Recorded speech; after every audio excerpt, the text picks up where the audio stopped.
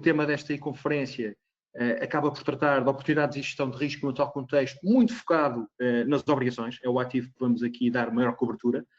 Para falar sobre obrigações vai ser o Gonçalo Correia, que é de facto o nosso trader na equipa proprietária do banco e, portanto, é uma das pessoas em Portugal mais habilitadas para falar sobre obrigações. E, portanto, eu vou ter aqui um contributo minoritário que deverá demorar cerca de 20 minutos a falar um bocadinho sobre o contexto macroeconómico que nós vivemos atualmente e também vou abordar as questões da política monetária e fiscal, momento a partir do qual irei transitar para o Gonçalo. Fala do impacto económico. Muito aquilo que eu vos falei na terça-feira, portanto, aqueles que já viram na terça-feira, reparem, esta crise que estamos a viver hoje, que advém do impacto do Covid, é essencialmente uma crise de saúde e é essencialmente uma crise de gestão dos recursos de saúde que obviamente não estão preparados em nenhum lado do mundo para lidar com esta pandemia, que já tem mais de 2,5 milhões de infecções, e portanto, temos aqui uma interligação grande com o risco económico e financeiro, que obviamente é muito significativo, na medida em que, à medida que os ativos financeiros se deterioram, isso verificou-se muito em fevereiro, março, em que, em conjunto também com uma crise do petróleo sem precedentes que estamos a assistir, o nível de pricing dos ativos financeiros, e não estou a falar de ações necessariamente, estou a falar essencialmente de liquidez, de mercado monetário, de squeeze, de crédito, etc. Tivemos aqui uma grande pressão ao nível de uma grande pressão nos preços de todos os ativos financeiros e isso leva, de certa forma, a uma bola de neve entre risco económico e risco financeiro, que foi, na medida, o que aconteceu, um evento de crédito muito parecido com o 2008. Porque se nós pensarmos, o momento atual que nós vivemos tem tudo para ser mais grave do que foi 2008. Aliás, isto dá alguma reminiscência do que aconteceu na década de 30, depois de 1929. É curioso que depois de 29 tivemos uma crise económica e financeira sem precedentes, mas viemos também cerca de 10 anos antes, depois de uma guerra, depois de uma pandemia, que foi obviamente a grande gripe espanhola que assolou o mundo durante e depois o final da Primeira Guerra Mundial, e tivemos também a emergência de uma nova superpotência mundial. Portanto, tivemos os Estados Unidos, que emergiu nessa altura, como agora temos a China a emergir. E, portanto, temos algumas semelhanças nesse período macroeconómico de 2030 com o que nós estamos agora a ver 100 anos depois, no século XXI. Obviamente, não existia, por outro lado, alguns estabilizadores. O mundo, obviamente, é bastante diferente do ponto de vista de globalização e de tecnologia, mas a grande diferença é que não existia na altura entidades supranacionais capazes de responder de forma mais eficaz, tanto a nível fiscal como a nível monetário e até de forma supranacional, para responder a uma crise sem precedentes do lado da oferta e da procura. E, portanto, o lado da grande depressão que depois se acumulou porque as medidas que foram tomadas foram insuficientes e tarde demais, estamos a assistir nesta fase precisamente ao contrário. Estamos a assistir a políticas fiscais e monetárias absolutamente sem precedentes e nós vamos entrar em detalhes sobre isso. Portanto, pensando nos agregados do PIB, investimento, consumo e comércio no sentido de trocas, exportações e importações, são os 4 principais agregados do PIB que estão, obviamente, a concorrer a uma quebra sem precedentes da atividade nesta fase, do qual apenas existe um estabilizador, que é o lado dos governos, que por via de créditos fiscais ou aumento da despesa, conseguem compensar ou minimizar esta quebra sem precedentes do PIB. O que pode acontecer do ponto de vista de impacto económico é ainda incerto, porque à medida estes dados de infecção já estão desatualizados, porque hoje já estão acima de 2,5. Nós estamos a ter um aumento diário de número de infecções à volta dos 80 mil, e de facto tem havido, depois do surto, do epicentro do surto de Wuhan para o norte de Itália, Madrid, Nova Iorque, agora basicamente temos alguns sinais de estabilização nesses pontos, mas o surto está agora com muito mais força nas economias emergentes e, portanto, o grande impacto económico vai depender essencialmente da duração do surto, da reincidência do vírus, porque na Ásia estamos a ver já segundas e terceiras ondas, em particular o exemplo de Singapura é paradigmático, foi um grande exemplo de sucesso e que agora está a ter grandes problemas e está outra vez com medidas de bloqueio. Obviamente depende depois como é que a economia vai fazer o unlock, porque todos sabemos, e o nosso governo em particular já deu indicação que não irá renovar o estado de emergência agora no início do próximo mês, mas todos sabemos que maio, não vamos estar em maio como estivemos em janeiro ou fevereiro. E, portanto, isto, obviamente, o impacto económico vai ser grande. Eventualmente, para minimizar esta questão, poderemos ter tratamentos antivirais ao longo do ano ou ou um surgimento de vacina, que essa não será antes, provavelmente, da segunda metade do próximo ano, mas temos todo o brain power científico e medicina a olhar para isto diariamente já há mais de 6 meses. E, portanto, eu acredito na capacidade humana e acredito que podemos ter algumas surpresas por aí. Precisamos também de um novo paradigma económico e societário que ainda não percebemos bem. O exemplo que eu vos dei de 29 é muito interessante sobre isso, não é? Porque isto pode ter implicações muito grandes. Ninguém imaginaria que, do ponto de vista de uma crise económica da Grande Depressão em 1929, depois emergissem regimes totalitários e fascistas na Europa, como ninguém imaginaria que em 2007, no auge da crise dos subúrbios e imobiliário nos MBS nos Estados Unidos, emergisse uma crise fiscal sem precedentes na Grécia e uma crise soberana na Europa 2 anos depois. E, portanto, percebemos que estas ramificações económicas, a 2 níveis ainda é fácil de tentar projetar, mas quando a interconexão começa a ficar demasiado grande, de facto é exponencial e esses impactos ainda são difíceis de prever. Mas, evidentemente, este novo paradigma, vai ser diferente. Vamos precisar de mais cooperação, o que é interessante porque estamos num mundo cada vez menos cooperante e menos globalizado, porque estamos a voltar para um paradigma anterior de mais proteccionismo, e dou apenas estes 2 exemplos, porque que ilustram bem a falta de resposta, nomeadamente na Europa. Foi alguma dificuldade a responder ao surto no início, que demitiu-se Mauro Ferrari, que era o coordenador do Centro de Investigação de Doenças Infecciosas, porque alegando a incapacidade da Europa em responder em conjunto a isto, e temos este exemplo mais recente, que é clássico, que é Trump quando deixa de financiar a Organização Mundial de Saúde, que é na prática deixar de financiar os bombeiros quando a casa está a arder. E isto, nós não precisamos disto, precisamos de uma cooperação global para minimizar, de facto, os impactos que aí vêm. Os impactos são grandes. Os últimos dados que são mais credíveis, são que saíram na semana passada, creio eu, pelo FMI, apontam para uma quebra do PIB mundial à volta dos 3%. Mas isto espelha uma diferença grande, porque há uma diferença grande entre o que vai ser o desempenho das economias avançadas e o que será o desempenho das economias emergentes. Reparem que nas economias avançadas deverá haver uma quebra acima de 6% e nas economias emergentes a quebra será mais residual. E se fizermos um breakdown por países, percebemos que esse impacto será maior. Por exemplo, a Grécia, que é um grande exemplo na Europa de gestão da gestão do controle do surto, das infecções, o PIB na Grécia vai cair mais do que 10%, porque obviamente é uma economia que está muito dependente do turismo. E, portanto, obviamente depois não depende necessariamente da questão infecciosa, depende dos modelos intrínsecos daquilo que é o crescimento económico, mas Portugal estará do lado, infelizmente, do lado errado do modelo de crescimento, porque depende, evidentemente, muito do turismo, da construção e de alguns setores de serviços que vão estar particularmente afetados. Ainda assim, do ponto de vista agregado, se pensarmos numa lógica trimestral, o maior impacto do ponto de vista do crescimento será sentido neste segundo trimestre, porque obviamente os lockdowns foram feitos na Ásia, na China e na Ásia, entre final de dezembro e meados de fevereiro, e obviamente não foram totalmente reabertos, mas o grosso desses lockdowns foram até fevereiro, ao passo que na Europa e nos Estados Unidos foram essencialmente, o grosso do lockdown foi no início de março, nos Estados Unidos já mais para o final de março, e portanto o impacto da economia será sentido essencialmente no segundo trimestre. No terceiro mês do primeiro já houve aqui alguma reminiscência, mas de facto isto ajuda a explicar que nas economias avançadas o crescimento do PIB no segundo trimestre poderá ir claramente entre os 15% e os 20%, que é o que nós estamos a estimar. E se pensarmos com o passado, percebemos que isto é absolutamente sem precedentes. Reparem que a maior queda do PIB nos Estados Unidos, na altura da grande recessão em 2008, foi no último trimestre em que a economia caiu cerca de 8%. E, portanto, estamos a pensar que a economia americana poderá muito facilmente cair mais do dobro do que esse valor. A explicação para o impacto económico não ser tão significativo vem muito deste peso dos emergentes que eu falei, que hoje já representam mais de 55% do PIB mundial, quando no início do século representavam menos de 40%, e portanto isto ajudou a explicar este crescimento estelar da economia mundial, que é de facto estes 20 anos que foram o período dourado da globalização, em que basicamente as economias emergentes ganharam um poder superlativo na economia internacional, em detrimento, vamos dizer assim, das economias desenvolvidas, e em particular da Europa, que foi um grande lagger, sobretudo nos últimos 10 anos, e percebemos isso com a estagnação salarial que houve, em particular na zona euro. Este coronavírus vem também acentuar uma questão que está relacionada com esta história da globalização, que é o maior proteccionismo, eventualmente, como eu vos falei há pouco, que estes 20 anos foram os 20 anos dourados da globalização e que agora, eventualmente, podemos ter uma reversão total do paradigma.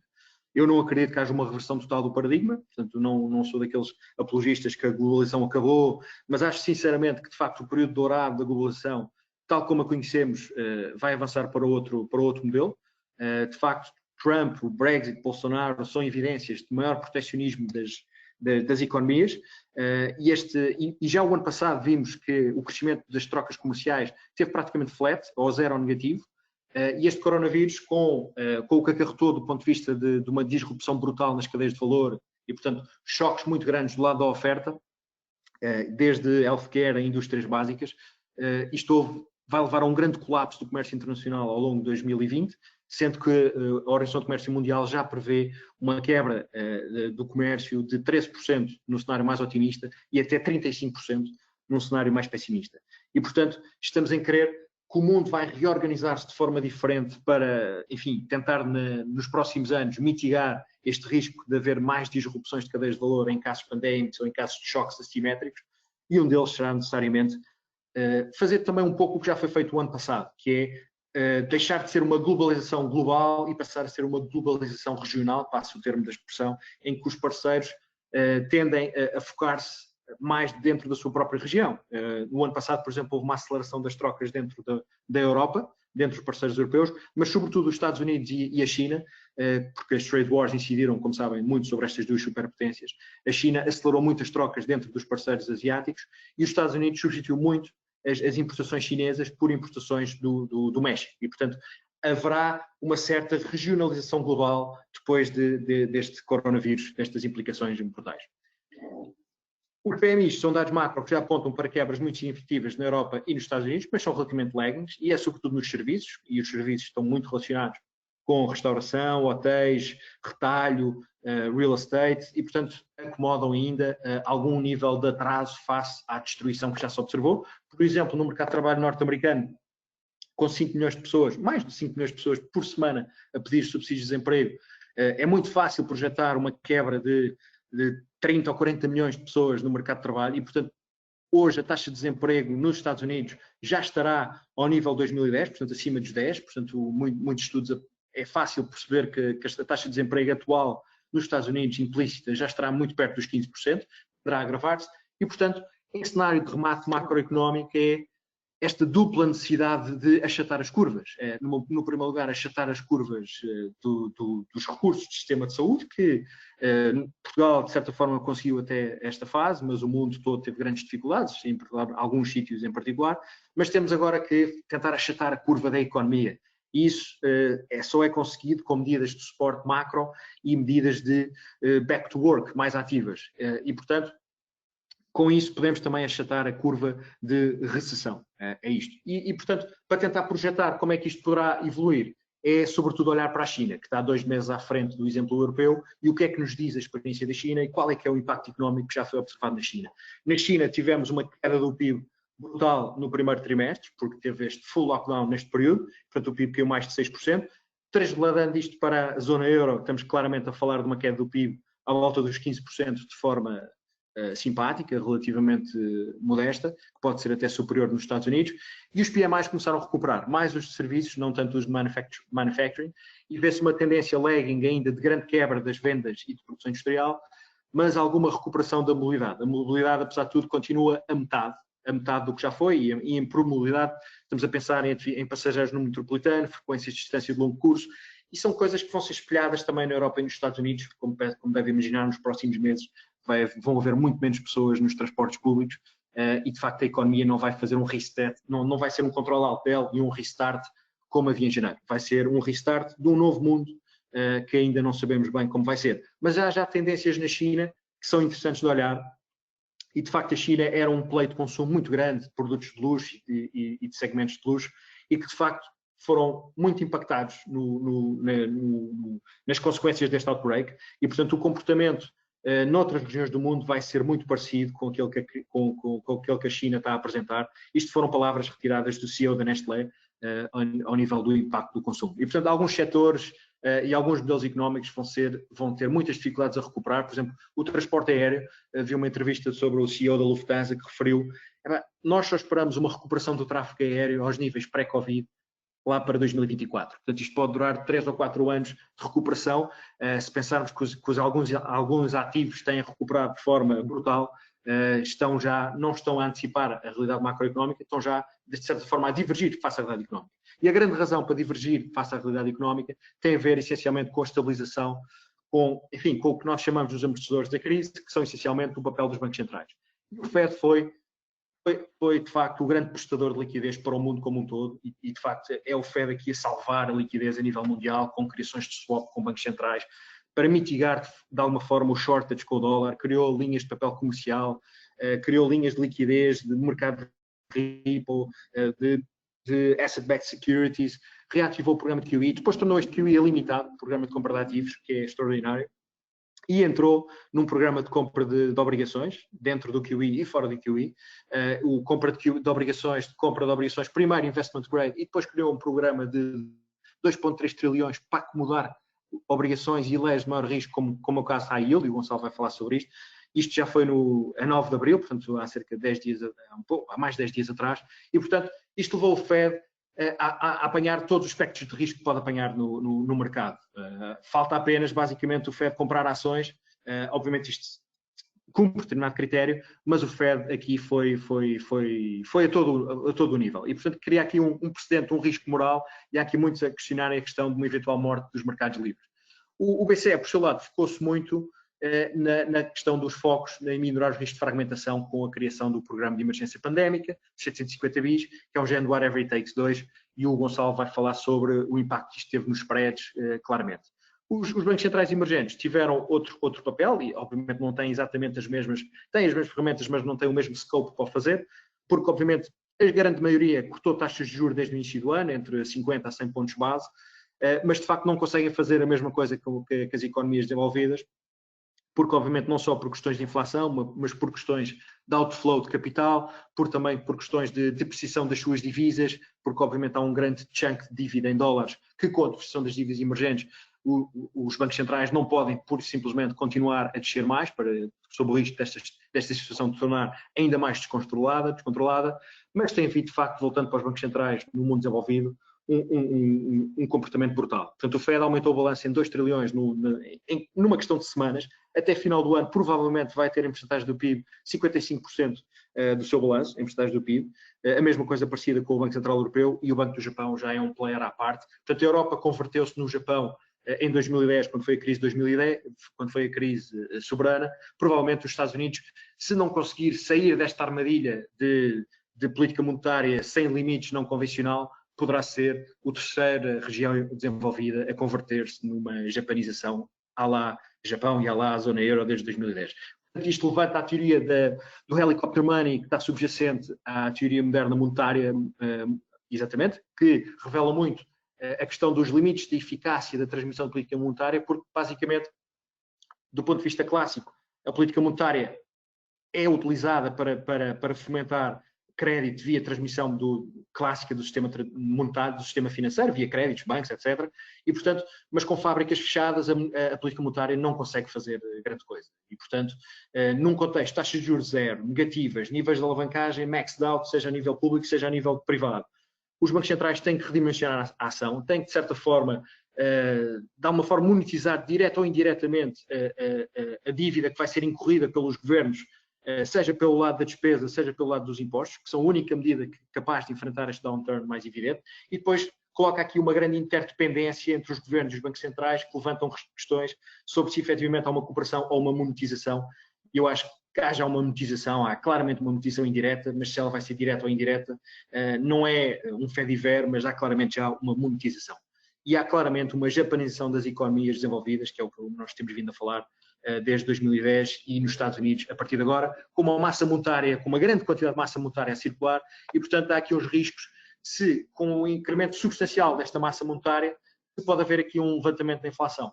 A nosso ver, o risco de curto prazo é que as forças deflacionárias persistem, com a questão do coronavírus, com o desemprego, com a recessão, com esta queda brutal dos preços do petróleo, mas a questão inflacionária já está, não é inflacionária tradicional, com salários a crescer, etc. Porque isto, nos últimos 10 anos, a Phillips Curve, que mede inflação com o emprego, estava completamente distorcida.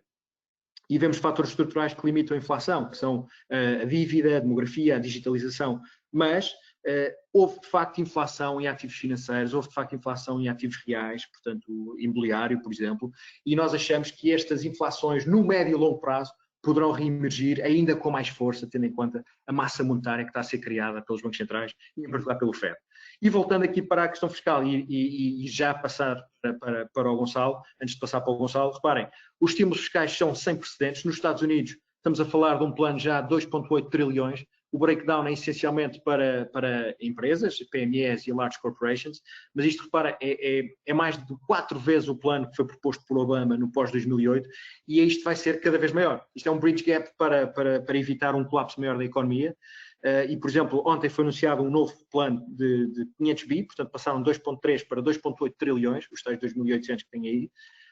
E ontem já a própria House Speaker Nancy Pelosi referiu que vai ser necessário mais. E, portanto, ontem acabaram de apresentar um plano e já estão a referir num plano que vem a seguir, porque um bridge gap numa economia de 20 tris, 2,8 tris, que já são cerca de 14% do PIB, num trimestre em que o PIB vai cair mais de 20%, eventualmente o Fed o governo vai acelerar este bridge gap para tentar conter ainda mais falências e problemas de crédito. Eu diria que o risco grande de eventos sistémicos de crédito vão ser mais para o final do ano, início do próximo, quando haverá uma dissipação das nuvens do Covid-19 e depois já não haverá esta diferenciação do que é solvência e do que é liquidez. E, portanto, isto é os pacotes fiscais. E na Europa, obviamente, o pacote fiscal foi grande. Obviamente, isto 3.3 inclui medidas, sobretudo de créditos, de empréstimos e não só de estímulos. Reparem, aqui é o breakdown, este é o último slide antes de eu passar para o Gonçalo, que foi basicamente, reparem, o conjunto que se fala do Eurogrupo e que hoje se vai falar provavelmente mais, é que este pacote que foi acordado pelo Eurogrupo à volta de 540 bi são cerca de 4% do PIB da zona euro, é um valor baixo, porque os Estados optaram por ir cada um por si e tentar salvar o que podiam salvar. Por exemplo, o pacote da Alemanha e de Itália são maiores do que o próprio plano que foi proposto pelo Eurogrupo. Foi, na realidade, este funding do SM, que é a linha secreta até 2% do PIB, este plano para as empresas do BEI e um plano de seguro de emprego. Depois, esta questão da dívida conjunta é quase uma falsa questão, que vai ser, porque o SM já, de certa forma, utilizada e o Banco Central Europeu já está a utilizar de forma indireta os custos da dívida dos países, para evitar, obviamente, riscos de fragmentação. E eu diria que o Gonçalo poderá apanhar aqui esta lógica. Gonçalo, eu vou passar para ti a tua palavra, se faz favor, para apanhar esta lógica de, eventualmente, até que ponto é que pode ou não corrermos o risco de fragmentação nas obrigações. Gonçalo?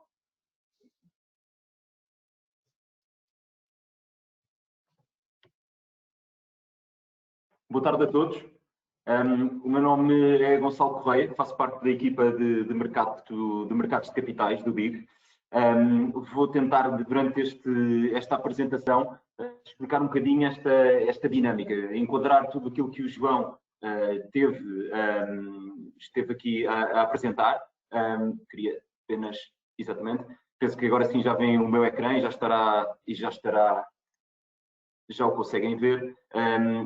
Aqui com a apresentação, essencialmente, enquadrar um pouco tudo isto. Tipicamente, as obrigações são uma fonte de equilíbrio de qualquer portfólio nestes contextos de crise, recessão, queda no mercado acionista, servem para proteção, acabam por ser uma fonte, de diversificação, também de acrescente de algum valor neste tipo de contexto. A questão é que partimos para toda esta situação absolutamente inesperada. Obviamente havia riscos já identificados, havia também alguma expectativa em que é que poderia ser a resposta por parte dos bancos centrais relativo a um potencial impacto na economia, uma potencial continuação da tendência de deflação, um choque recessivo, o que quer que fosse. O que é certo é que a resposta foi rápida, tanto da política monetária, mas, de facto, não havendo tantas ferramentas, foi necessário também uma forte expansão fiscal. O João estava a falar nos pacotes apresentados. pelos Estados Unidos, também pela Europa. Aqui este quadro enquadra um pouco o que é que cada país apresentou e qual é que é a importância disto para o contexto do mercado de obrigações. Vou tentar sempre estar a fazer esta ponte para percebermos esta dinâmica e também, de facto, ser claro quais é que são os principais fatores de risco e onde é que residem as oportunidades. A questão é que os países e as empresas, vamos focar primeiro nos países, depois passaremos para o mercado de crédito e depois também para o segmento de high yield e mercados emergentes no fim. Mas olhando então primeiro, numa primeira fase, para o risco de dívida soberana, é exatamente aquilo que o João estava a dizer, ou seja, nível de endividamento sem precedentes. Já vimos nos Estados Unidos a comparação entre o pacote atual versus aquele que foi o pacote, por exemplo, em 2008. Estamos a falar num pacote 5 vezes maior, praticamente, portanto já é 4 vezes maior, peço desculpa, portanto já é significativo, é muito significativo numa altura em que o nível de endividamento geral também já era bastante mais alto. O mesmo acontece aqui para os países europeus. Aqui destacamos estes 4 países, assim, as maiores economias da zona euro: Itália, Alemanha, França e Espanha. Eu peço desculpa aqui por esta tabela foi tirada de outra fonte, estar em inglês, mas também é bastante fácil de perceber aqui a dinâmica. Essencialmente, qual é que é o impacto disto no nível de dívida pública e no financiamento dos governos? Essencialmente, o que vemos é que, em termos de pacotes diretos fiscais, este retângulo que vêm aqui, são essencialmente a expansão fiscal, portanto, programas de cada um destes países que entrará diretamente no déficit deste ano. E, portanto, como veem, para Itália, França e Espanha, não há aqui Portugal, mas também seria uma proporção semelhante a esta, entre 1,5% a 2% do PIB. A Alemanha, por seu lado, acaba por ter mais espaço para implementar medidas fiscais que, de certa forma, consigam mitigar o impacto negativo dos lockdowns e deste vírus na economia europeia. A questão essencial aqui este é o propósito dos governos, numa altura em que tudo tem que fechar, em que temos que estar em lockdown, em que não há atividade económica, ou a atividade económica é de facto muito baixa, a não ser a atividade essencial de bens de consumo, consumo primário. O que é que os governos têm que fazer? E aqui a resposta é manter as empresas vivas, mantendo as linhas abertas, tentando que a economia esteja lá para quando se levantarem estas restrições. Obviamente é altamente desafiante, porque não é só entregar pacotes fiscais, depois há que canalizá-los para a economia real. Todos temos acompanhado estas notícias no dia-a-dia, especialmente na situação de Portugal, mas ainda assim não deixam de ser medidas essenciais e já agora também bastante rápidas na sua implementação. Aqui, este quadro em baixo é muito importante para percebermos esta dinâmica e o porquê de termos valores aqui tão diferentes. Estes valores aqui de cima, como vos disse, são pacotes fiscais diretos. Depois, como veem, em termos de garantias de empréstimos, ou seja, empréstimos que empresas pequenas, médias, grandes irão conceder, os Estados darão garantias sobre esses empréstimos. E aí os valores são ainda mais relevantes. Estamos a falar em Itália em 42% do PIB. Na Alemanha, este montante de empréstimos, apesar de ser limitado por empresa, é ilimitado em termos de pacote, ou seja, cada empresa tem um determinado limite. Por exemplo, para vos dar um exemplo do pacote para pequenas e médias empresas, cada empresa poderá aceder ao financiamento nesta primeira fase de 800 mil euros, sendo que este valor tem um limite por empresa, mas não tem um valor limite global. Portanto, no cenário extremo, se de facto o impacto for 2 vezes maior, negativo obviamente, for 2 vezes maior ao que estamos a assistir, há de facto espaço para aumentar este programa, porque a Alemanha não tem essa limitação. E isto justifica-se, para que também acompanhem aqui esta nuance, o porquê de termos uma diferença tão grande entre o espaço e a capacidade de cada país de dar resposta, tem muito a ver com o nível de endividamento geral. Portanto, estes são valores antes de entrarmos nesta condição. Como veem, o nível de dívida sobre o PIB da Alemanha era de 62%, o nível de França era praticamente 100%, portanto a dívida francesa face ao seu PIB ao Produto Interno Bruto gerado anualmente, era de praticamente 100%.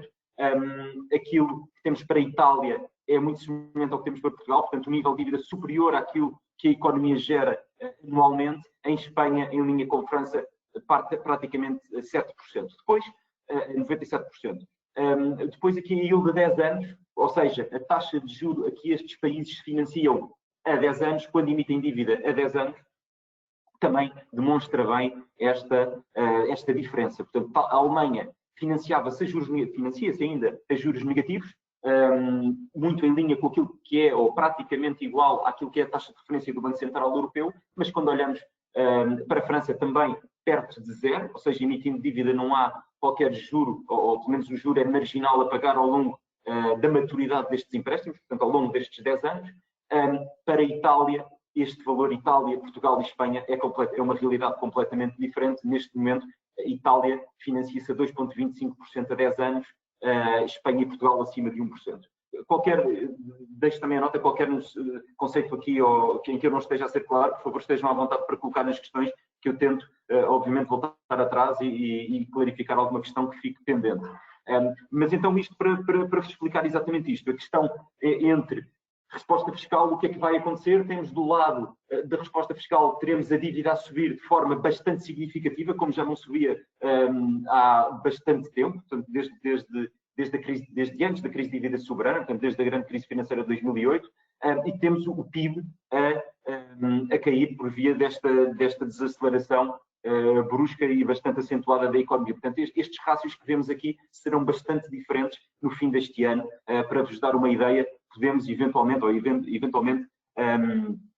iremos assistir aqui a Portugal, por exemplo, rondará eventualmente entre os 125% a 135% do PIB. Aliás, este intervalo é também bastante largo, porque ainda é um cenário bastante imprevisível. Quando olhamos para a Itália, assim, as estimativas mais consensuais serão para 150% do PIB no fim do ano.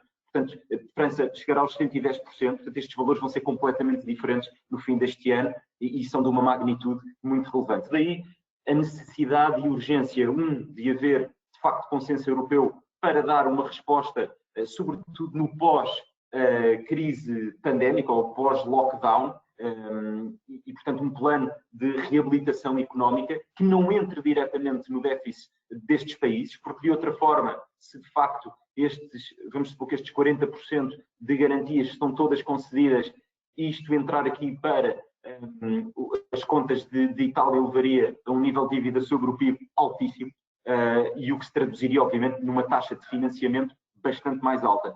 Isto é muito fácil perceber que se uma economia não cresce, que será o caso eventualmente este ano, será mesmo uma recessão, esperemos que nos próximos seja de facto um crescimento positivo, mas eventualmente poderemos ter aqui um período mais longo de crescimento marginal, vamos supor de 1%, mas a minha taxa de financiamento é de 2%, 3%, obviamente a dívida torna-se insustentável e esta é a questão-chave aqui. Agora vamos passar para aquilo que é a dinâmica de mercado e como é que o mercado reage a isto. Este é o ponto principal desta apresentação. Perceber aqui com estes gráficos que vou apresentar de seguida, são 4 gráficos, vai ficar bastante claro esta dinâmica, como é que o mercado reage. Portanto, a primeira função de reação é se de facto há necessidade de emitir mais dívida, o custo para emitir essa dívida é mais alto. É isso que está patente aqui nesta tabela e que estará também aqui muito claro neste gráfico. Isto são as yields a 10 anos na Alemanha, é a evolução nos últimos 5 anos. Portanto, obviamente, muita desta tínhamos em 2015 a yield a 10 anos perto de 1%, rondou aqui o valor médio, terá sido 0,5% até 2018.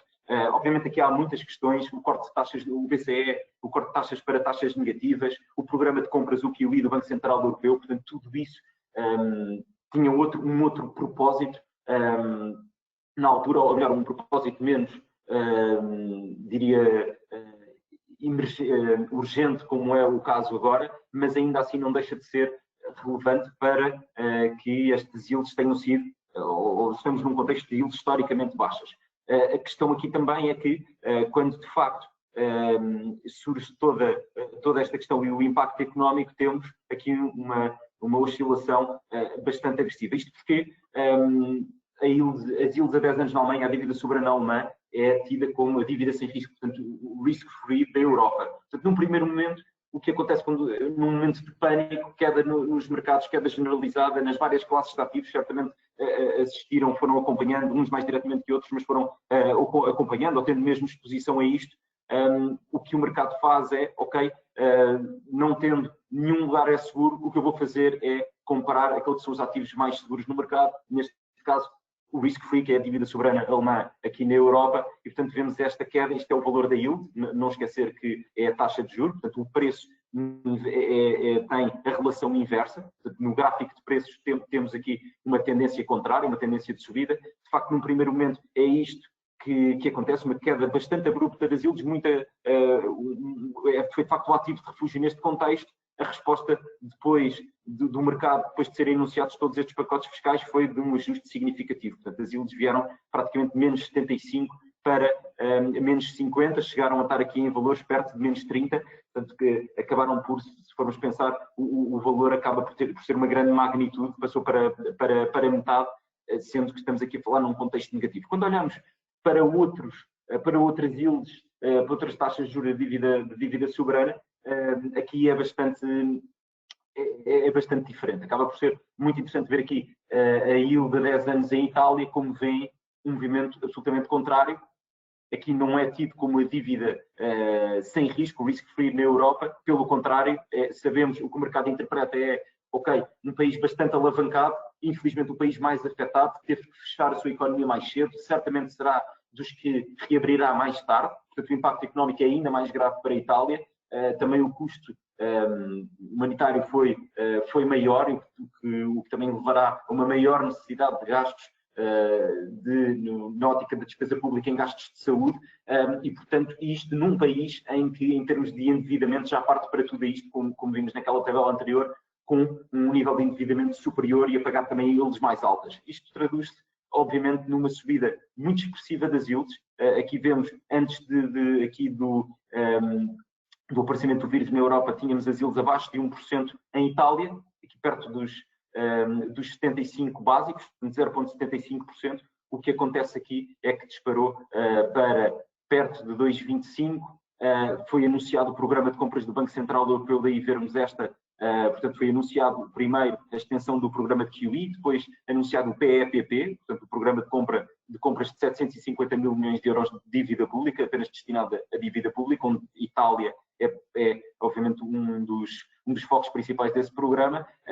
Aí a percepção do mercado é ok, o Banco Central Europeu estará lá para comprar dívida pública italiana e para fazer face às emissões de dívida que serão necessárias para que aqueles pacotes fiscais que vimos anteriormente possam ser implementados.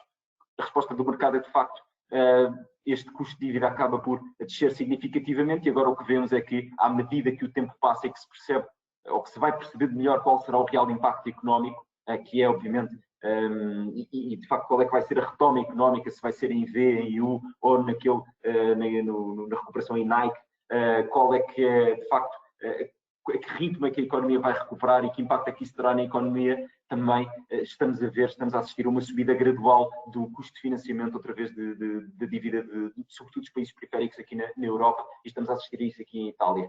É por isso que também se torna tão urgente e importante a questão de uma decisão a nível europeu, que hoje será feita no Conselho de Ministros, que será sem dúvida relevante para perceber de facto de que forma é que os países da zona euro se vão financiar e que impacto é que esse financiamento terá nas contas públicas, como estava a dizer há pouco. E aqui, as yields a 10 anos de Portugal. A mesma lógica de Itália, estávamos de facto, aqui de facto não nos comparamos sequer com a Itália, aqui também estava muito relacionado com questões políticas, esta oscilação, esta volatilidade no custo de financiamento. Portugal com uma trajetória bastante mais suave, e ainda bem para Portugal, porque permitiu chegar aqui, se calhar, numa situação mais confortável, com mais algum espaço do que estaria se fosse, por exemplo, aqui o caso de Itália que vimos anteriormente, mas, como veem, as yields a 10 anos chegaram a estar bastante próximas de zero ao longo da segunda metade do ano passado, até mesmo este ano, e já estamos com as yields a 1,3%. Portanto, é de facto aqui de facto uma noção importante perceber esta dinâmica de custo de financiamento versus necessidade de expansão fiscal. Olhar aqui para este último gráfico, eu acho que isto também acaba por pôr aqui tudo isto em contexto. Aqui estamos a ver as yields a 10 anos nos Estados Unidos, desde 1960, para também termos noção que, apesar de tudo isto e apesar de emissões de dívida sem precedentes, a verdade é que, devido à política monetária dos principais bancos centrais desde a grande crise financeira de 2008. Apesar de tudo isso, estamos em níveis mínimos de yields quando olhamos historicamente para a evolução destas yields nas últimas décadas. Portanto, isto é preciso pôr em perspectiva, porque de facto aqui vamos ter, se calhar, um nível de emissão de dívida e de endividamento dos países ao nível, se calhar, do pós, da grande depressão de 29, do pós-Segunda Guerra Mundial. Portanto, há aqui vários contextos, às vezes acompanhamos muito essas notícias, essa definição de cenários hipotéticos, mas não esquecer que, de facto, aqui o nível, em termos de nível de financiamento, as taxas são bastante mais baixas. Isto também está, obviamente, muito relacionado com aquilo que é a percepção de crescimento futuro. Há aqui uma questão que me estão a colocar, que está relacionada com o facto exatamente, está relacionado aqui com a maturidade da dívida emitida. Estão a perguntar porque é que olho sempre para 10 anos. 10 anos é sempre o benchmark, portanto, a referência. Quando se vê em meias notícias, noutras análises, tipicamente olha-se para os 10 anos como o benchmark, como o nível, como o barómetro para perceber a sensibilidade do mercado a um determinado ativo ou aqui a um determinado país, à capacidade de um determinado país emitir dívida. Obviamente está a referir aqui na questão, poderíamos estar a olhar para a dívida perpétua ou noutras maturidades, sem dúvida alguma. Obviamente, cada país depois tem a sua distribuição de dívida, se sabe em que prazo é que tem que amortizar determinados valores e vai gerindo esse plano de financiamento.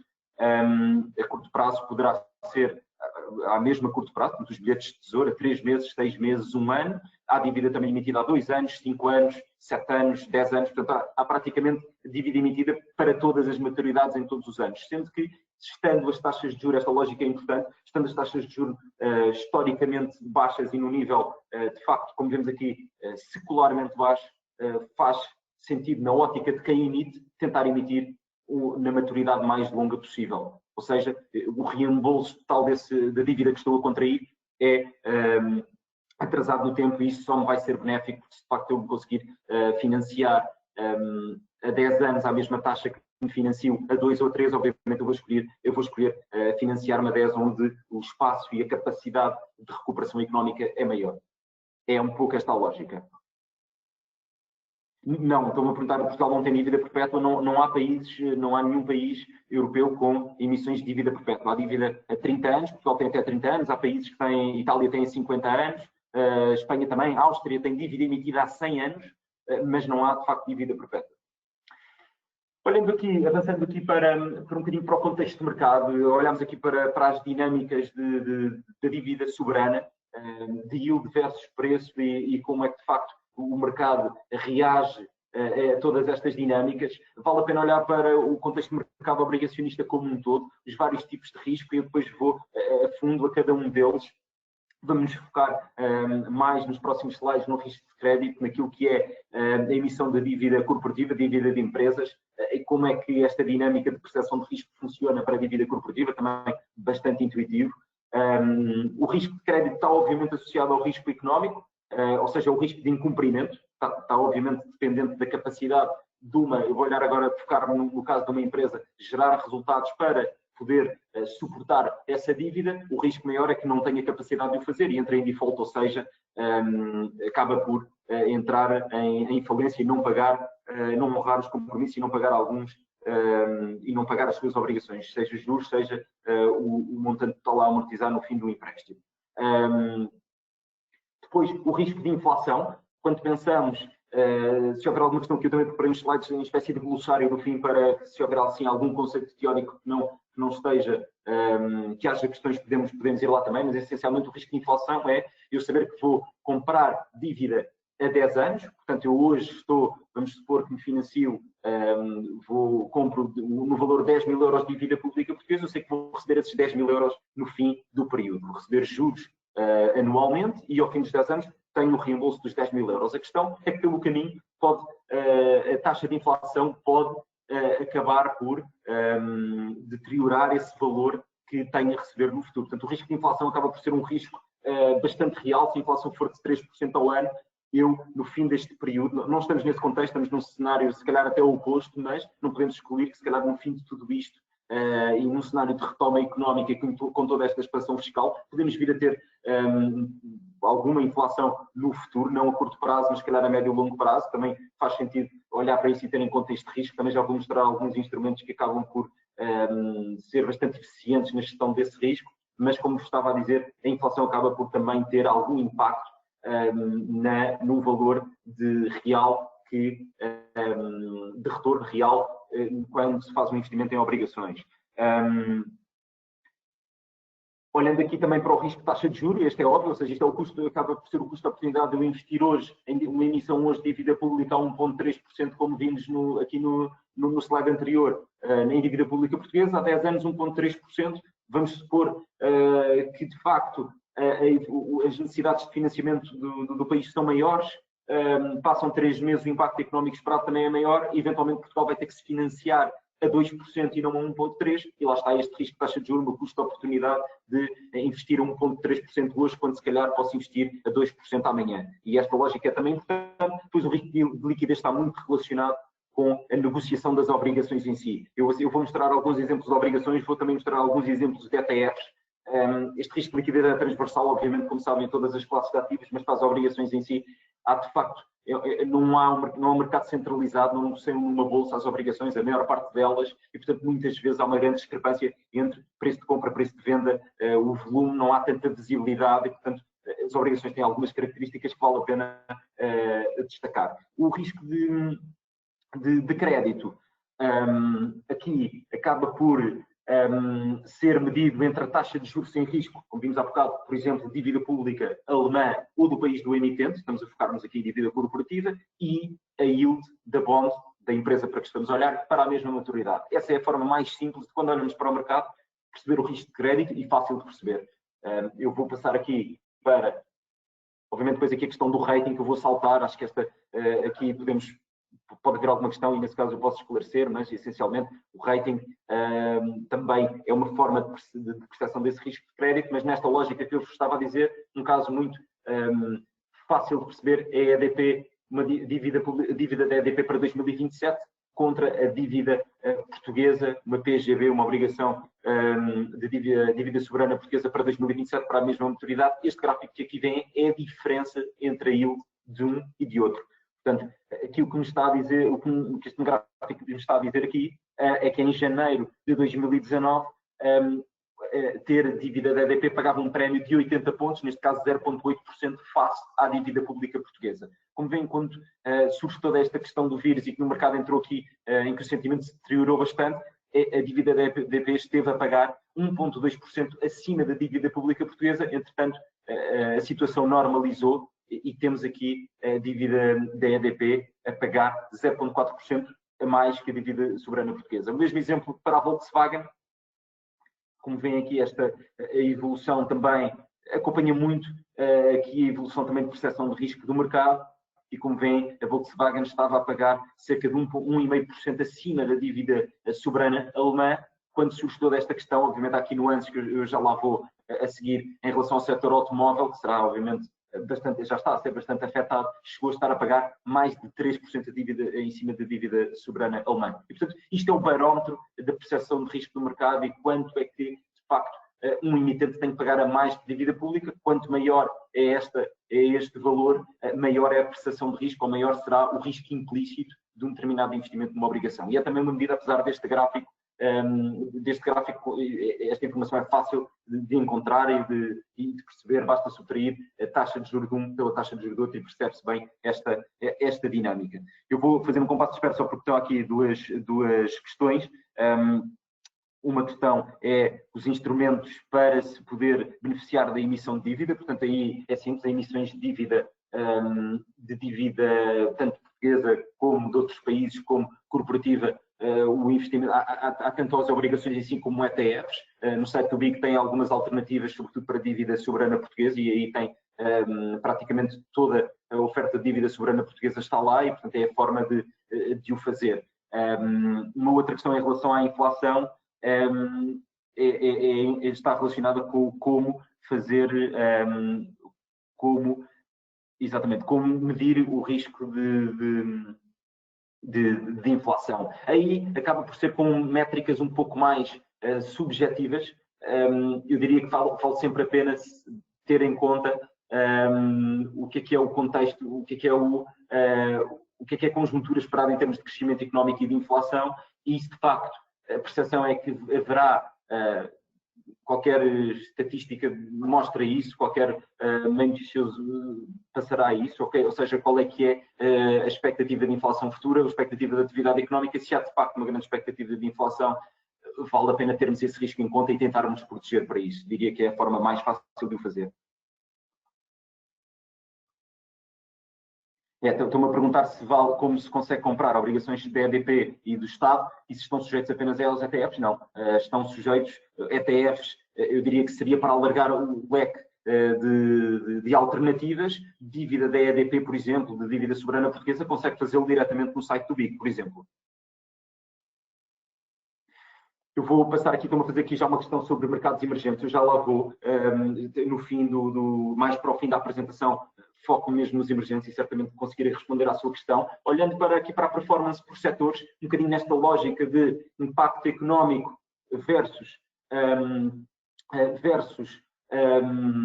custo de financiamento, vale a pena, quando olhamos para emitentes de dívida, perceber, ok, estamos numa fase do ciclo de desaceleração económica, portanto, provavelmente estamos mesmo aqui nesta parte do retângulo de recessão, e em recessão sabemos, ou à partida, é expectável que determinados setores de atividade tenham uma performance superior a outras, isto em termos relativos.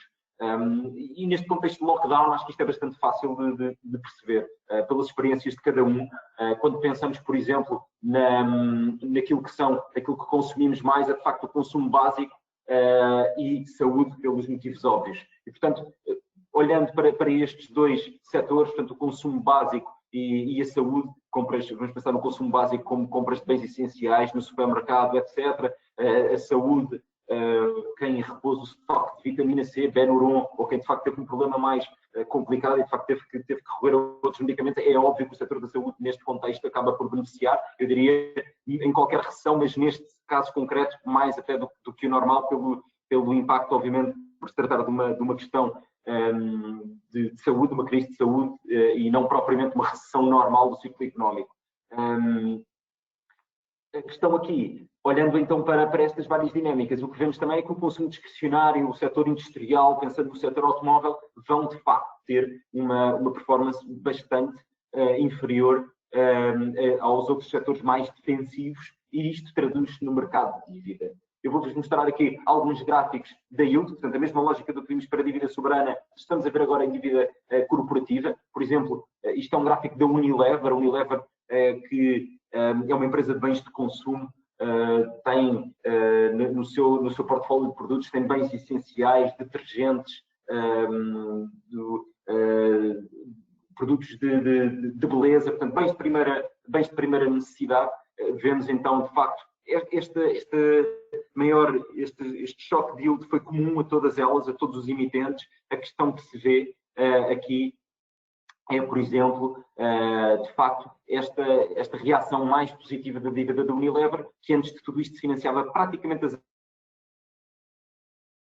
0%, chegou a financiar-se a negativo, vejam bem, uma nota também para o facto da Unilever ter um rating de A, que é bastante positivo. Houve, de facto, este choque bastante significativo, chegou a estar a pagar mais de 1% a dívida aqui a 7 anos, é uma maturidade, é uma emissão para 2027, está agora a 0,3%. Quando olhamos também para a Danone, mesma lógica, bens de consumo, o mesmo choque, mas acaba por reverter para níveis de maior normalidade. Quando olhamos também para a Sanofi, setor da saúde, a mesma lógica. Portanto, estamos aqui a ver níveis, alguma normalização destes emitentes, que lá está, recordar que são setores mais defensivos. Quando olhamos para a EDP, a questão já é um pouco diferente, portanto, quando vemos toda esta questão de lockdown, apesar de ser uma utility, temos aqui também uma questão importante relacionada com o facto da atividade económica ser menor, o consumo de energia é também menor, que poderá ter impacto nestas empresas, portanto, reverte, mas não para um nível de normalidade. Eu diria que a normalidade poderá andar aqui nestes valores que vimos nas outras obrigações. e portanto aqui a EDP não é o mesmo comportamento como vem. Quando olhamos para a E.ON, a mesma lógica, uma utility aqui da Alemanha, e quando olhamos para a Volkswagen é completamente diferente. Portanto, o paradigma mudou completamente para empresas do setor industrial e consumo discricionário. Como veem, aqui a Volkswagen financiava-se a menos de 1,5%, chegou a financiar-se a menos de 1% no início deste ano. Reparem que agora financia-se a mais de 2%. De facto, lá está, a capacidade da empresa gerar resultados neste contexto poderá pôr em causa a sustentabilidade da sua dívida. Esta é a percepção do mercado, portanto, o custo para emitir a dívida, os investidores requerem uma taxa de retorno superior, uma taxa de juros mais alta para financiar estas empresas, e é isto mesmo que vemos aqui. Portanto, eu acho que ficou clara esta dinâmica, o mesmo aqui para a Siemens, também no setor industrial. Eu acho que ficou aqui clara esta dinâmica de como é que reage o mercado obrigacionista para cada setor, dependendo, obviamente, da capacidade de financiamento de cada Estado ou empresa, e também de que forma é que cada Estado ou empresa é afetado pela conjuntura, que neste caso acaba por ser bastante pesada, sobretudo para este setor industrial de consumo discricionário. Vou aproveitar também para responder aqui a uma questão que é em relação a fundos de obrigações. Sim, vamos olhar já de seguida para fundos de obrigações, ETFs em concreto, não fundos também poderão encontrar um site do BIC sem qualquer dificuldade, mas vamos olhar para ETFs, que é também uma forma de fazer. E depois aqui também uma questão relacionada,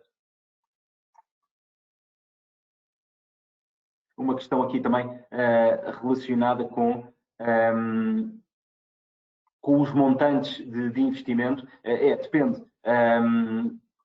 Há de facto emissões de dívida que, por exemplo, dívida da EDP muitas vezes acaba por ser por dívida, por exemplo, da EDP, o montante mínimo de investimento é 100 mil euros, mas dívida pública portuguesa é um valor bastante mais baixo.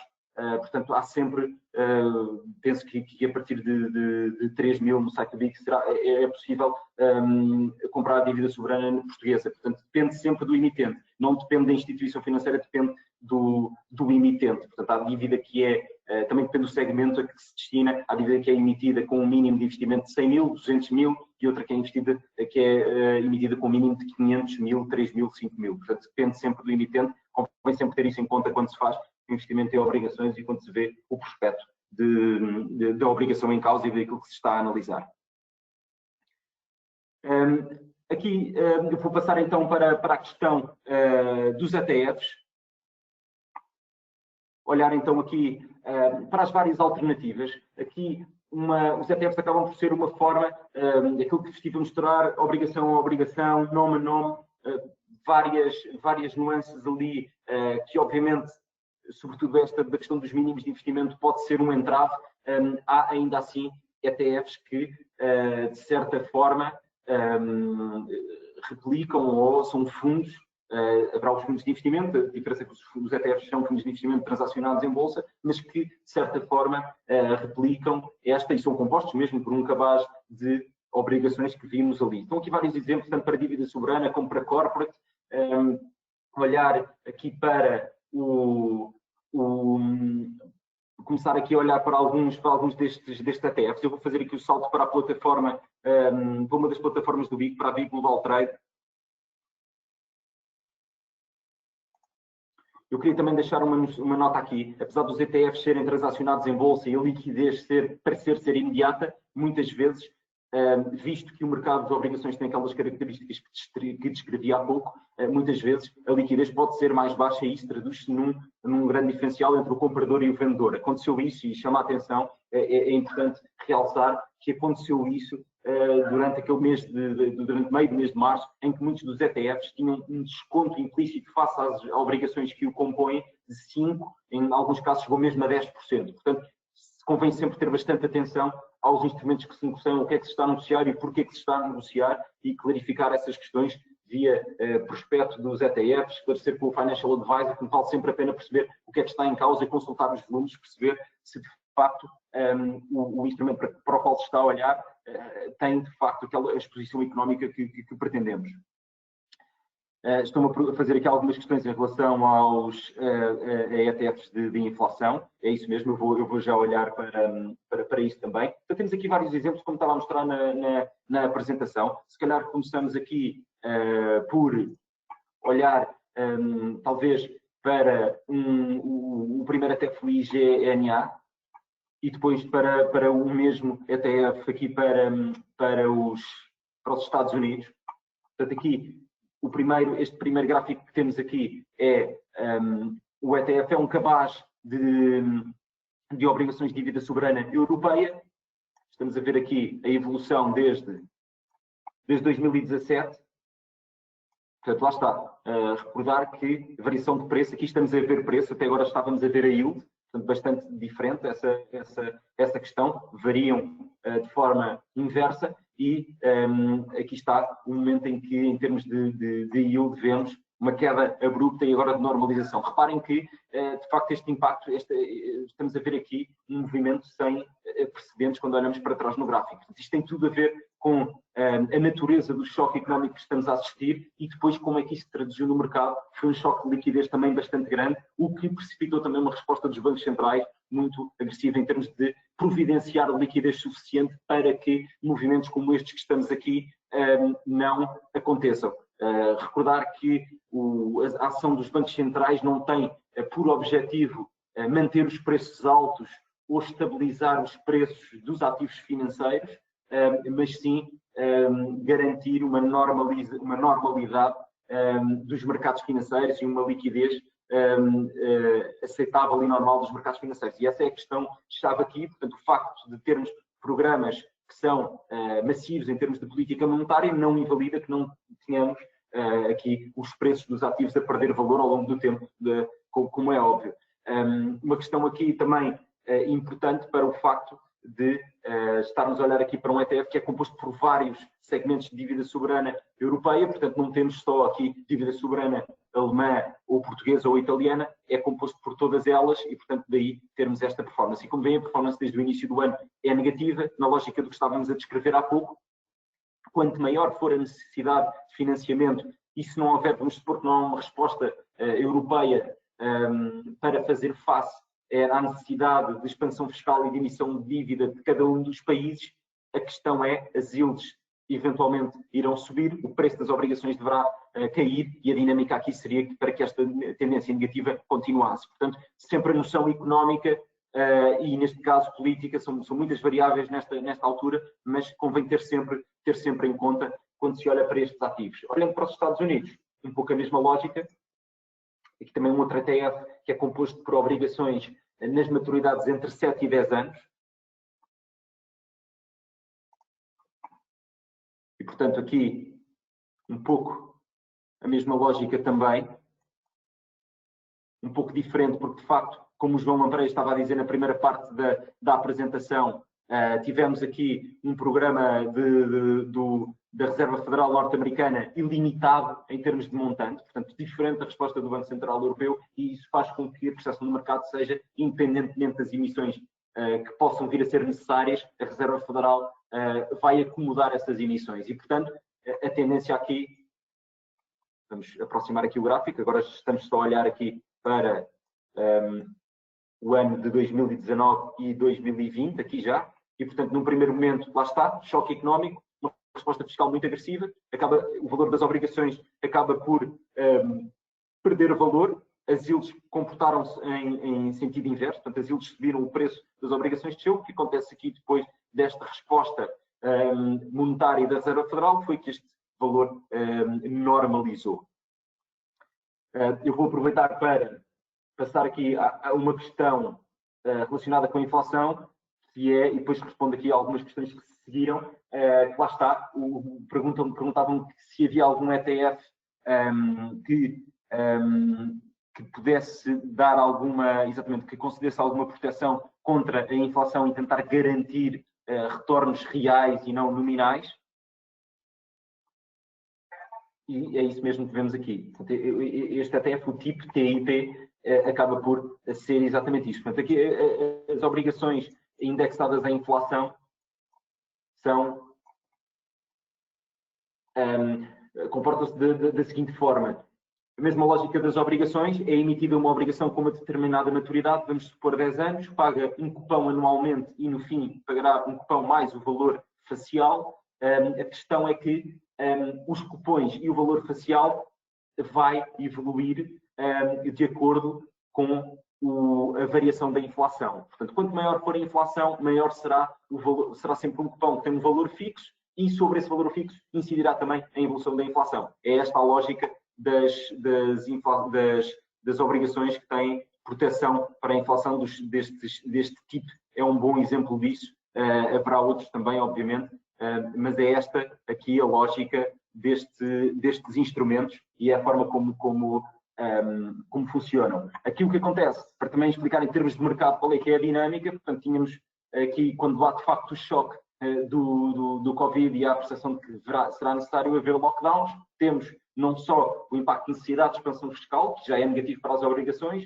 e também a perspectiva do mercado, a percepção do mercado que este choque será recessivo e deflacionário. E, portanto, este prémio, esta componente de proteção perde valor e por isso vemos o valor destas obrigações a cair em preços. O que acontece depois é que temos não só a resposta da política monetária de compra de obrigações, como também uma expansão fiscal muito agressiva. Qual é que é a percepção do mercado? Ok, independentemente do que acontecer em termos económicos, até pode ser recessivo num primeiro momento. A questão é que os governos estão lá, neste caso o Tesouro norte-americano está lá, o governo norte-americano está lá para fazer o que for necessário para reabilitar a economia e ligar a economia o mais rápido possível. E aí o que o mercado percepciona é, ok, vamos ter então eventualmente mais à frente um choque inflacionário. Como sabem, o mercado acaba sempre por descontar esses eventos futuros bastante mais rápido, às vezes bem, outras vezes mal, em termos de variação de preços, mas é essencialmente isso que acontece aqui e daí esta recuperação bastante significativa. Quando olhamos, por exemplo, e aqui vale a pena olhar para isso, para a Europa já é uma questão diferente, como verem. Isto é semelhante ao TIP, mas para a Europa, portanto, bonds, obrigações indexadas em inflação para a zona euro. Portanto, dívida emitida por França, Alemanha, Espanha, com esta componente de proteção de inflação, em que aqui o comportamento é diferente. Lá está a primeira queda que vemos no gráfico também das mesmas obrigações para a dívida norte-americana, alguma recuperação, mas reparem que não estamos no ponto de partida como estamos no caso dos Estados Unidos. Isto tem muito a ver com a dimensão da resposta fiscal, com a capacidade de resposta fiscal de cada um dos países da zona euro e com a necessidade e o impasse que estamos a assistir neste momento da capacidade da zona euro definir, de facto, um plano de reabilitação económica para a zona euro que possa, assegurar que os países não vão ter que se endividar mais ou que a incidência sobre as contas públicas será mais ténue do que aquilo que seria de esperar, e 2, um pacote que seja suficientemente abrangente para reabilitar a economia europeia. Isso sim poderia levar a que as expectativas de inflação recuperassem e incorporassem no prémio destas obrigações. Vou fazer um compasso de espera antes de passar aos seguintes temas, que é a dívida corporativa no ETF, mas vamos focar aqui mais no high yield, portanto, dívida que está abaixo de investment grade e também de mercados emergentes. Vou só fazer um compasso de espera para responder aqui a uma questão, portanto, respondi à questão da inflação agora. Aqui perguntam qual o impacto no preço das obrigações da política monetária expansionista. O impacto no preço de políticas monetárias expansionistas é sempre a relação entre a política monetária e a política fiscal. Quanto maior for a política fiscal, maior é a necessidade de emitir dívida, logo maior será a yield associada, portanto menor será o preço. Aí o impacto seria negativo. Se a resposta monetária for superior à resposta fiscal, portanto a política monetária, vamos supor, a Reserva Federal há de facto, no seguimento daquele gráfico que o João Lampreia mostrou há pouco, o pacote fiscal nos Estados Unidos é de 2,8 trilhões de dólares, mas o Fed já anunciou que vai comprar um montante ilimitado, ou seja, qualquer que seja o nível de emissão, o Fed, à partida, ou pelo menos num horizonte de curto prazo, estará lá para comprar. O impacto aqui, eu diria, pode não ser positivo daqui para a frente, mas à partida não haverá um choque negativo muito grande e há aqui uma espécie de proteção via compras do respectivo Banco Central de facto atenua este efeito negativo que poderia ter mais emissão de dívida. Portanto, é sempre uma relação que não depende só da política monetária. Obviamente que se estivéssemos num contexto de crescimento constante, a inflação também constante, havendo política monetária expansionista, portanto, cortes de taxas, seria positivo para as obrigações, compras de ativos também seria positivo para as obrigações. Perguntam-me aqui qual o volume dos ETFs relacionados com os fundos de obrigações. Depende muito dos ETFs. Para vos dar aqui uma ideia geral, os ETFs de dívida europeia têm menos liquidez que os de dívida norte-americana. Também uma nuance que a Reserva Federal norte-americana anunciou um programa de compras de dívida corporativa onde se incluem alguns ETFs. É o caso dos ETFs de dívida corporativa e dívida high yield, portanto, abaixo de investment grade, ou seja, junk, lixo. Portanto, rating que está abaixo de nível investível. Em alguns casos, a Reserva Federal também está a incluir algumas destas obrigações no seu pacote de compras. Aqui temos o LQD, o LQD é dívida investment grade, portanto, é dívida corporativa com nível, com rating de investimento, portanto, acima de junk, de lixo, em que vemos também o impacto económico, lá está. A mesma dinâmica que vemos de alavancagem, endividamento dos países, é verdade também para as empresas, e acho que este gráfico é bastante elucidativo da dimensão do choque que estamos a assistir. Estamos a ver aqui um gráfico desde 2017, e desde 2017, este gráfico em preço, não em yield, repito, mas desde 2017, reparem na magnitude deste choque. De facto, o preço destas obrigações, aqui refletido, isto aqui é um cabaz, mas o preço destas obrigações acaba por ser afetado desta forma em menos de um mês, em poucos dias, teve aqui uma desvalorização de 20%, que, como veem para trás, é um choque praticamente sem precedentes. Obviamente isto deveu-se não só à questão económica, também à questão de liquidez. Estes ETFs tiveram, de facto, aqui choques de liquidez grandes, em alguns momentos o diferencial face às obrigações que o compõem era grande, a diferencial entre comprador e vendedor também era grande. Volto a chamar a atenção para isso, que é de facto uma questão a ter em conta quando se olha para estes instrumentos. A questão é que depois o FED, lá está a resposta, o FED anunciou não só um programa de dívida soberana, como também um programa de compra de dívida corporativa, e isso traduziu-se aqui numa recuperação da dívida corporativa como um todo nos Estados Unidos, e que se traduz aqui neste ETF no LQD. A mesma lógica para a dívida high yield, portanto, high yield junk, lixo, abaixo de investment grade, portanto, mais arriscada. Este até replica esse tipo de dívida, e como vêem, era muito falado que este segmento de dívida nos Estados Unidos não era insustentável, sobretudo porque em cima de todo este choque tivemos o choque do petróleo, e portanto muitas das empresas que compõem este ETF, a dívida, é de empresas do setor petrolífero que estão, de facto, numa situação muito, muito sensível. Já estavam na altura, ainda ficaram ainda mais à medida que também vemos o preço do petróleo a cair e não há procura, e a procura não aparece. E, portanto, aqui também a serem alguns desses ativos incorporados no programa da Reserva Federal, e isso traduziu-se, obviamente, aqui numa queda muito, muito acentuada deste ETF e deste segmento de dívida high yield, lixo, que depois apresenta já uma recuperação, mas reparem que não se compara com aquilo que aconteceu, ou seja, recuperou aqui para meio desta queda, mas como veem, não se compara com aquilo que acontece com a dívida com melhor rating. O LQD reflete a dívida investment grade com melhor rating de investimento. A recuperação é obviamente mais favorável. Portanto, aqui muito uma dinâmica de o mercado, ok, apesar destes riscos, apesar de toda esta questão, o financiamento às empresas, a política fiscal dos países assegura, de certa forma, que para já os países poderão, via empréstimos com garantias, programas especiais, manter as empresas vivas, ou seja, manter as empresas com capacidade para, quando houver uma reabertura da economia, voltarem a operar. A questão será para a frente. E, portanto, quando vemos a dívida, a investment grade, de facto a recuperação é maior, porque o mercado percepciona é, ok, estou disposto a financiar esta empresa, este emitente, porque, apesar de tudo isto e do impacto que terá nas contas, a qualidade credícia é superior, e aqui, de facto, a este nível de yields compensa financiar estes emitentes. Quando olhamos para a dívida high yield, a noção é completamente diferente, porque muitos destes, se calhar, se o choque económico perdurar no tempo, podemos ter eventos de crédito, falências, etc. Portanto, muitas vezes o mercado acaba por não,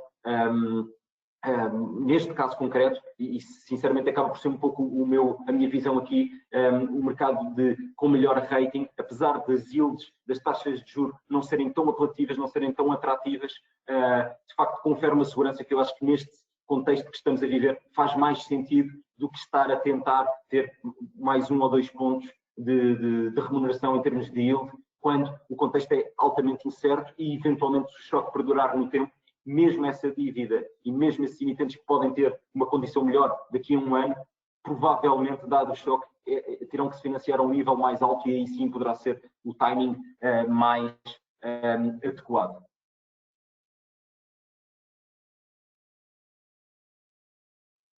Bom, deixar agora uma última nota aqui para o último segmento de mercado, o mercado de emergentes, dívida de mercados emergentes. Aqui estamos a olhar para um ETF, o EMD, portanto, dívida de mercados emergentes. Vamos pensar em emitentes como Brasil, México, Colômbia, China, Taiwan, Vietnã, emergentes Ásia.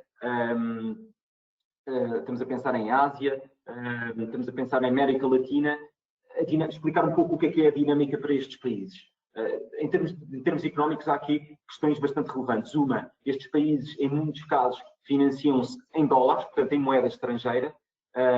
O que acontece é que a maior parte das suas receitas é em moeda local, moeda doméstica. Qual é que é o impacto aqui? Se, de facto, num choque económico nestas economias, a moeda doméstica perde valor face à moeda estrangeira e, portanto, o custo de servir a dívida é superior. E isto é um risco muito comum em mercados emergentes e convém ter em conta neste contexto. Ou seja, vamos supor no peso mexicano versus o dólar. Se, de facto, o peso mexicano perde valor face ao dólar, o México não tem só que pagar aqueles, vamos supor, 5% de yield que paga na sua dívida soberana, tem também o impacto cambial, porque para reembolsar essa dívida terá que converter pesos mexicanos em dólares. Ou seja, o valor do peso mexicano é inferior ao que era face ao dólar e, portanto, é um custo acentuado sobre estes países. Em cima disto está também a questão das matérias-primas. Tivemos uma queda abrupta da procura, que será persistente, que demorará a recuperar, e estes países, na sua maioria, são exportadores de bens agrícolas, de matérias-primas como o petróleo, será o caso mais importante aqui, o cobre, o ferro, o aço, bens agrícolas como o café, o cacau, e, portanto, não havendo procura, as economias destes países ficam num ponto bastante mais frágil do que estavam antes de chegarmos aqui, com aquela nuance, aquela questão de, em muitos casos, se financiarem em dívida de moeda estrangeira. Portanto, estamos aqui para mercados emergentes, estamos perante um contexto muito, muito desafiante. Eu diria que neste contexto de mercado, olhando para os diferentes níveis de risco, a dívida de mercados emergentes está, em muitos casos, ao nível do high yield, portanto, do lixo. Obviamente, há muitos dívida de emergentes, há vários segmentos, há alguma diferença, mas ainda assim, em termos de percepção de risco nesta fase, acho que está no mesmo segmento de high yield e convém ter esta dinâmica em conta. Ou seja, quanto mais persistente for esta questão do lockdown, e vamos supor o caso do Brasil, um dos casos tem evoluído de forma bastante desfavorável e abrupta nas últimas semanas, nos últimos dias, em que temos não só um choque da procura externa, mas também interna, essa situação agravante é de facto preocupante aqui para mercados emergentes, e isto está, de certa forma, refletido nestes preços. Obviamente, já temos aqui, o João Lampreia também mostrou, em termos de resposta fiscal, o que é que os bancos centrais, o que é que os governos destes países de mercados emergentes tinham feito, o que é que, em termos de resposta fiscal, os governos tinham feito. Estão, de facto, a ser mais proativos agora, embora não tanto como, por exemplo, dos Estados Unidos, mais, se calhar, entre Europa e Estados Unidos em termos de resposta, também necessitarão de se endividar e, portanto, a situação de dívida de mercados emergentes é bastante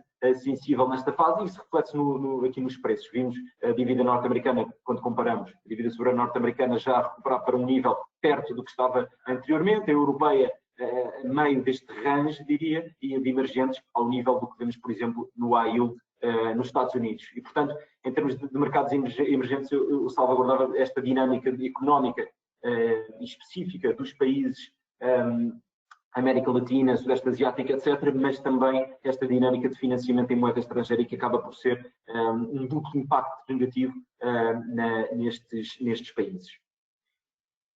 O nosso tempo está a chegar ao fim. Eu acho que passei aqui por todos os segmentos de dívida que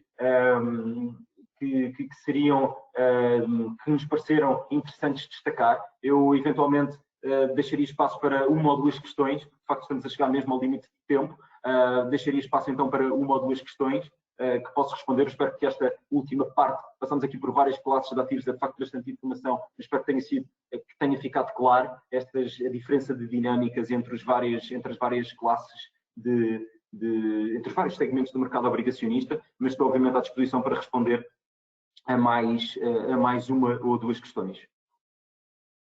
Se as quiserem colocar, estejam à vontade.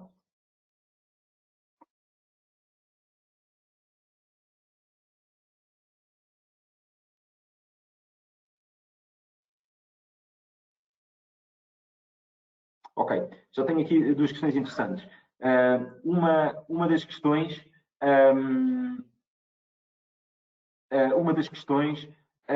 está relacionada com, é bastante interessante e faz sentido. Está relacionada então com a dívida portuguesa, se os juros da dívida deverão aumentar e de que forma é que irá afetar a EDP. Eu naquele contexto era mesmo a título de exemplo, a EDP, para termos uma percepção de dívida, do efeito do prémio de risco, mas obviamente podemos lá voltar. Portanto, estávamos a ver a evolução da yield da EDP e aqui temos no outro gráfico a evolução da yield da EDP menos a yield da dívida soberana portuguesa, portanto o prémio de risco da EDP. Bom, respondendo então à primeira parte da pergunta, a dívida portuguesa, se os juros deverão aumentar, a verdade é que eu acho que estamos na parte da componente política, ou seja, a necessidade de financiamento é evidente e diria urgente. Se de facto essa emissão de dívida, essa necessidade de emissão for diretamente às contas públicas, sem dúvida que terá um impacto direto nos juros da dívida, tanto portuguesa como italiana, como espanhola, como francesa. Portanto, os juros aí subiriam, porque de facto o mercado, para acomodar toda a emissão da dívida, iria requerer uma taxa de juros superior. A questão e aquilo que se está a decidir no Conselho de Ministros de hoje é de que forma podemos acomodar esta necessidade de financiamento dos vários países da zona euro ou minimizando o impacto deste financiamento nas suas contas públicas.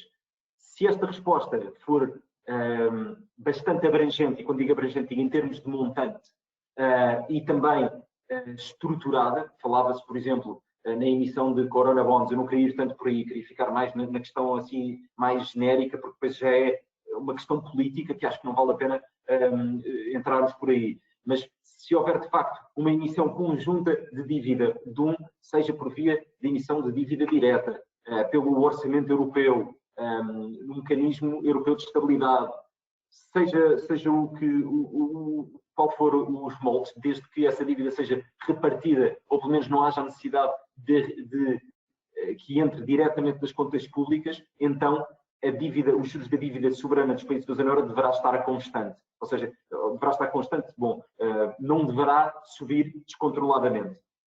Em cima disto temos também o programa de compras do Banco Central Europeu, que também serve para atenuar esse impacto e manter o nível de dívida, o nível de juros de dívida relativamente controlado. E, portanto, neste contexto, ou seja, de uma resposta firme da zona euro e mantendo-se o programa atual do Banco Central Europeu, que a expectativa é que se mantenha ou até que eventualmente suba, se aumente em termos de montantes, então aí sim, os juros da dívida deverão estar relativamente contidos. O cenário para subirem, para que esse custo da dívida suba, é de facto não haver uma resposta europeia e a necessidade fiscal ser superior àquela que é o esperado agora. O cenário para que este juro da dívida baixe ao longo do tempo, acho que a curto prazo será difícil, mas ao longo do tempo, é de facto se houver uma retoma económica mais rápida do que aquela que esperamos ou se a necessidade de financiamento for inferior àquela que esperamos.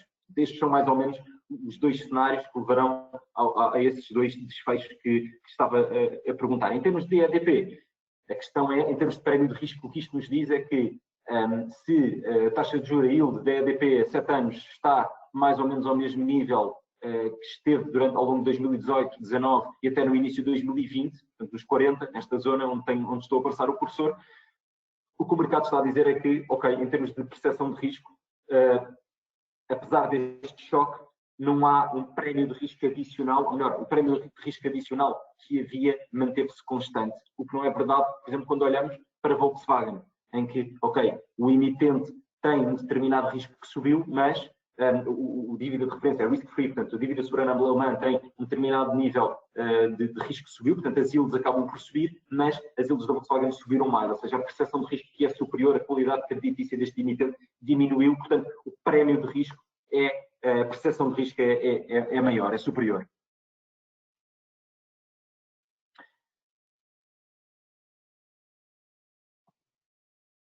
E aqui uma última questão também relacionada com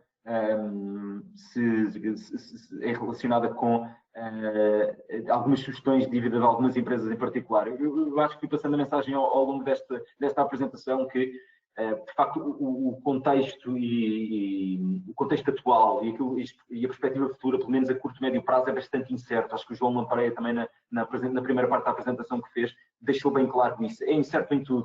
É interessante em termos de necessidade fiscal dos vários países, ou seja, em termos de necessidade de resposta, é também bastante incerto em termos de desfecho económico e, portanto, quando de facto a incerteza é tanta, sabemos uma coisa, sabemos que eventualmente vai haver um contexto melhor, pode não ser em preços, pode não ser tanto melhor como é atualmente, pode até ser melhor, mas onde há de facto mais visibilidade. E quando olhamos para estes níveis de endividamento, para esta dinâmica de percepção de risco do mercado, eu acho que faz sentido estar onde há qualidade, onde sabemos que podemos até não ser remunerados da melhor forma, obviamente haverá aí obrigações de emitentes mais arriscados do setor automóvel, petrolífero, que pagam se calhar 2, 3 vezes mais do que uma obrigação de uma empresa de bens de consumo, mas pelo menos na empresa de bens de consumo eu sei que não terei grandes oscilações de preços e que aquilo que a empresa, o emitente em que estou a investir, que estou a financiar, neste caso, quando compramos obrigações, estamos no fundo a financiar um emitente, não está em causa a capacidade desse emitente pagar. Acho que estamos no contexto em que é importante salvaguardar isso, por mais apetite por risco que tenhamos. E aqui uma última questão que está relacionada com os ETFs de bónus. O preço evolui de acordo com o preço das obrigações e não com o yield. É isso mesmo. Portanto, o ETF vai variar na mesma proporção. Obviamente é um fundo composto por várias obrigações. Vai ter a mesma performance, o mesmo comportamento que o preço dessas obrigações tenham. Portanto, vai ser essa a dinâmica. Portanto, à medida que os preços sobem, as yields descem e o ETF valoriza em preço e não em yield. Portanto, vamos supor, se temos um choque, se temos yields a subirem 1%, podemos pegar neste exemplo, se temos aqui as yields a subirem, o preço do ETF, o que aconteceria aqui era que o preço cairia. Aliás, foi o que vimos no gráfico há pouco, na plataforma. Portanto, essa é a dinâmica. Sempre a relação de yield-preço é sempre inversa. E os ETFs é em preço. Exatamente. Vou fechar aqui com uma última pergunta, que não é uma pergunta, é um comentário, que em resumo existem ETFs de tudo e mais alguma coisa, sem dúvida alguma. O que chama a atenção é, de facto, para se perceber quem é o emitente do ETF, se há liquidez nesse ETF, como é que é composto e sabemos exatamente aquilo que estamos a comprar, em que é que se está a investir e de que forma é que se comporta, sobretudo neste contexto de mercado em que o pior pode não ter passado e podemos ter aqui eventos de liquidez novamente, choques de liquidez, e queremos, obviamente, ter instrumentos e ativos que têm, de facto, exposição àquilo que nós conscientemente assumimos que queríamos ter risco. Isso é essencial. Houve, ao longo destas últimas semanas, alguns casos com alguns ETFs que não se comportam exatamente da mesma forma que o ativo subjacente, e isso eu diria que é a mensagem principal. Existem bastantes ETFs, existem bastantes alternativas, convém ter em conta como é que se comportam, de que forma é que são compostos e se estamos de facto a comprar aquele cabaz de obrigações ou se estamos a subscrever uma nota do emitente que nós não conhecemos. Isso é de facto essencial. Bom, eu vou agradecer então, vou-me despedir, vou agradecer a vossa presença, não só neste talk de hoje, como em todo o programa que acaba agora. Eu espero que tenha sido do vosso agrado, que vos tenha sido útil, que nesta altura em que a dinâmica de mercado e a resposta dos decisores políticos e fiscais e monetários é bastante complexa e muito abrangente, espero que este nosso programa de e-talks tenha sido esclarecedor, que tenham saído aqui de facto com questões respondidas com uma maior clareza do que é que se está a passar no mercado e como é que as várias classes de ativos se comportam mediante toda esta dinâmica. Muito obrigado a todos. Esperemos então que tenha sido do vosso agrado, esperemos também que seja aqui um evento a repetir. Desejo-vos uma boa tarde e que se mantenham seguros. Muitíssimo obrigado.